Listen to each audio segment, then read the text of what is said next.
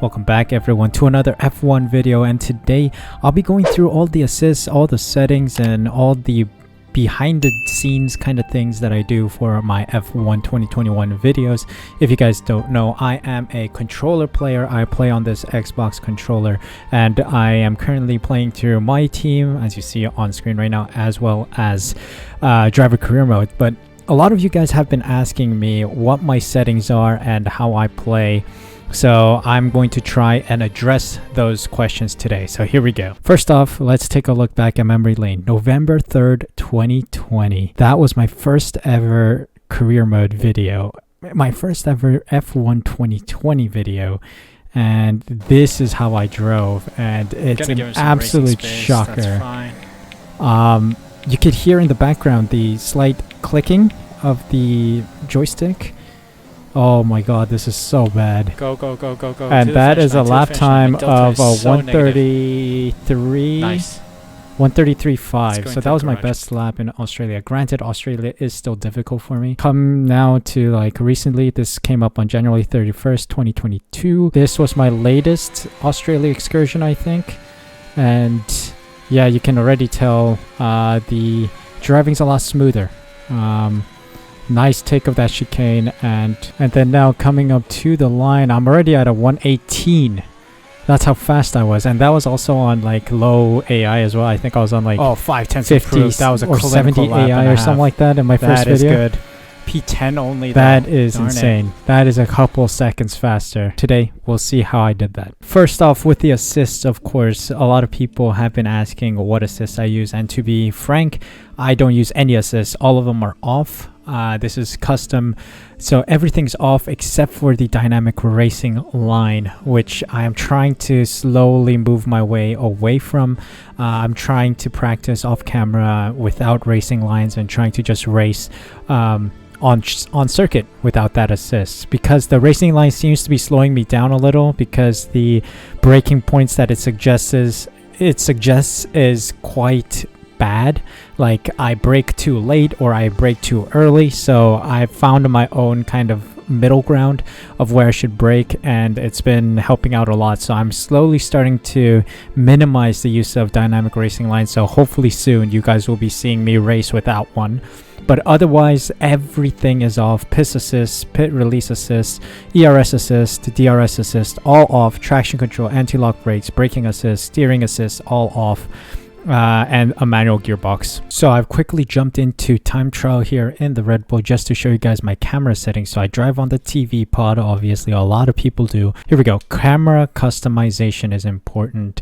Car specific settings, etc. So field of view is 6, offset lateral 0, offset horizontal 5, offset vertical 15.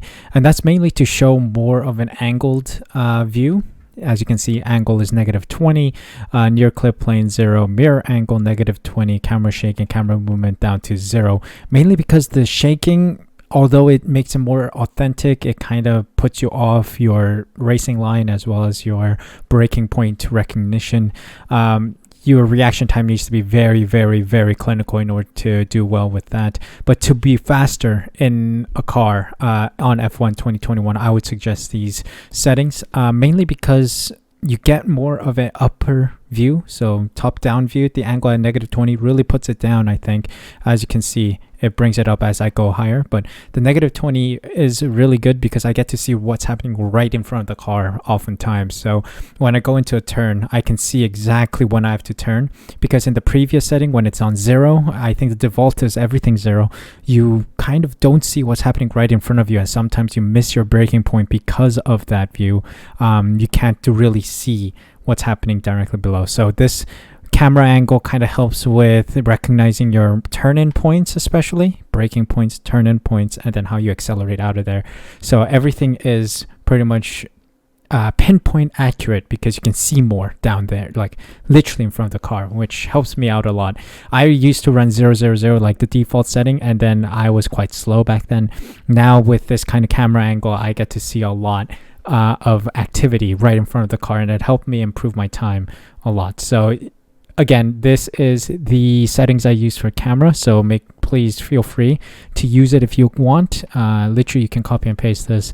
Pause the video if you want to copy this. But yeah, that is the settings I go for. Controller settings wise, I just use the default for the controller that you get on the PC. There's nothing new here. Of course, with everything as well, my AI level is on 110. I drive 110 AI in driver as well as my team career mode. And I think the last thing I'll go over is my racing. So as I mentioned in other videos, when you race, I always found that a good tip to have is to brake fully on the straight. So DRS open as we go down the straight here, and as soon as we hit 100, full brake, and then lower your brake execution. So taper down from like 100 to 50, then to 40, then to 30, etc., down to 0. And especially in Bahrain, sometimes in other circuits as well, we have this left-hander, which is a trail braking zone, which is just lightly tap the brake, maybe about like 20 or 30% press, and you will make the braking zone. You'll do like 50% of the work, and the other 50 will be the car naturally decelerating. I think that leads me to the big point of this whole video, and that is never to go full 100, so full 0 to 100 when it comes to steering. So as you see here, we are going to go straight for the long straight here, start finish straight in Bahrain. I would avoid going 0 to 100 on my steering as we come up to this turn. So again, braking point, full 100, taper down, and gradually ease your thumb into the steering wheel and then go to 100. So what I mean by that is if the joystick is standing still like this, you would ease it into, so 0 to maybe like 40, and then to maybe 60, then to 80, and then to 100. Not fully 0 to 100, because that will really put the car into a spin, and that would mean you would need a heavy aerodynamic setup to maintain that. And that was my problem when I was starting off with this game. I would go 0 to 100, then 0, and then to 100, 0, and then to 100, 0. And that caused me to spin out a lot. I think there's one way to show this, and that is through the... There we go. So what I mean by this is you can tell 0 to 100, right? 0 to 100. So I'm turning left, 0 to 100. Turning right, 0 to 100. So instead of going full on, I would ease it in. You see how I go to like 25, then to 40, then to 50, and then to 100. So I wouldn't go directly over. I would ease it through. That's how I drive around corners, slow corners like hairpins. It's a lot easier to do this, but for fast corners, what I used to do a lot is go straight to 100, and that would be oversteering sometimes, or if there's massive understeer in the car, I would end up not finding the right balance in the car and then spinning. So I would always recommend going like 50 and then 100, or gradually easing into it. Also with the throttle, I would go easy on it and gradually hike up to 100, and then with a brake as well, gradually hike up to 100, depending on conditions, of course. If you're on a long straight and then you have to go into a braking zone, you go 0 to 100, and then you don't come back down to 0 immediately. You go to 100 and then taper down, which is called trail braking. So I would recommend it practicing going straight from 0 to 100 and then tapering down. Now, when you drive a fully maxed out My Team car, the situation becomes different because the braking is kind of broken and there's a lot of problems with the whole car. Like, I feel like the maxed out car is the worst car on the game, and it's kind of counterintuitive because the maxed out car should be the best car you can get. Of course, the lap times show that it is a lot faster and better, but overall the car handling is absolute trash. And I would recommend, if you do that, one, brake pressure, bring that down to 80, because I feel like 80 is the sweet spot for brake pressure on a fully maxed out car, as well as change the throttle, so the differential on the throttle, because I brought that thing down to about 80 because I used to drive at 100. All my setups have 100 differentials, but with the maxed out car, I dropped that down to like a 90 sometimes, even to 80, even to 70 sometimes, because the rear end likes to go a lot because there's so much power going through those rear tires. So bringing down the differential will balance that out a bit. One thing with the braking on the My Team car as well, the brakes are so sensitive. You go 0 to 100 like you would with a standard car in the game, you immediately lock up. So what I found out about that is to go halfway, so maybe like 40% brake pressure, or brake engagement to about 40 to 50, and then tapering down. In the end, kind of like half press the button and bring it down to 0, like taper down to 0.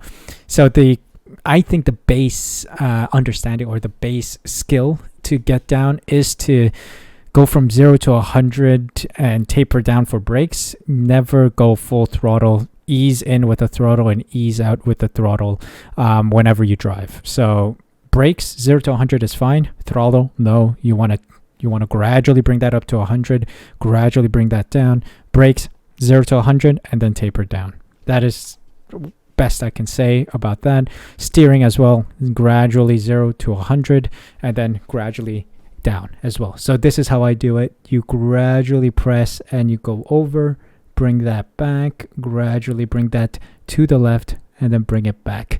So that's, I think, the best kind of advice I can give anyone when they play this game and want to get faster on a controller. Finishing the lap almost a second faster. Of course, it got an invalidated lap because of that track exceeding there. But yeah, again, let me know in the comment section down below of anything else you guys want me to cover. This is the best I can do. And again, the best advice I can give you is to just keep practicing. Time trial is like my holy grail. To some degree, I just practice here a lot. And that's how I became faster. And also, some people asked me if I could film my hands while I drive.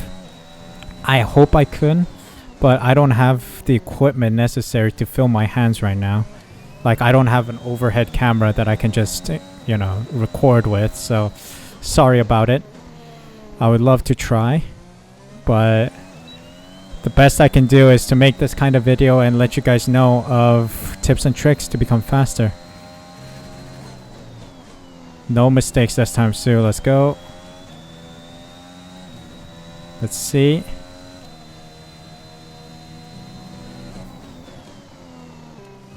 Nice.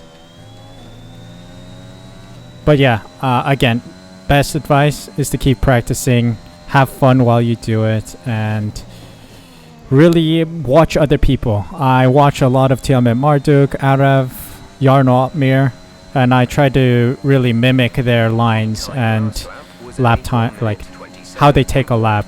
So yeah, that's how I learned, and yeah, I've played a lot of hours on this game, so that is why I improved a lot, I think. So thank you guys so much for watching. If you guys have any other questions, let me know in the comment section down below. I'll be happy to address them and also answer them. I love to help you guys in any way I can, and right now all I can think of is answering these questions that I already got on comments on some of my videos. So again, if you guys have any questions, feel free to comment at any time on any of my videos. Comment down below here, and hopefully you guys get faster. Thank you guys so much for watching. Hope you guys enjoyed. If you did, make sure you smash that like button, subscribe using the red button down below, and hit the notification bell as well so you're notified as soon as I upload next. Hope you guys are doing well. Stay safe, stay healthy. See you guys in the next video of mine, and see you at the next Grand Prix.